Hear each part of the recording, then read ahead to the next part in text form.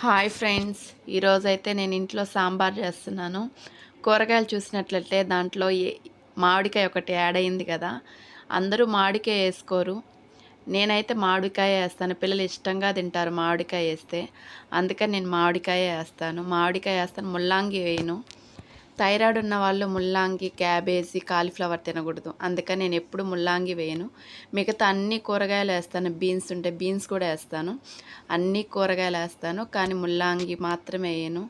ముల్లంగి ఎందుకో నాకు నచ్చదు, అందుకని నేను అందరూ చేసినట్టే నేను చేస్తాను. కానీ దీంట్లో మామిడికాయ ఒకటే డిఫరెంట్గా వేస్తాను, కానీ అలా కూడా టేస్ట్ బాగుంటుంది. ఒకసారి ట్రై చేయండి. అందరూ సాంబార్లో దోసకాయ వేస్తారు, నేనైతే దోసకాయ ఎప్పుడు వేయలేదు, ఎప్పుడు ట్రై చేయలేదు కూడా. పిల్లలు మామిడికాయ వేస్తే ఇష్టంగా తింటారని మామిడికాయనే వేస్తాను. ఒకసారి మామిడికాయ వేసి ట్రై చేయండి ఫ్రెండ్స్, బాగుంటుంది. Please like, share and subscribe our channel.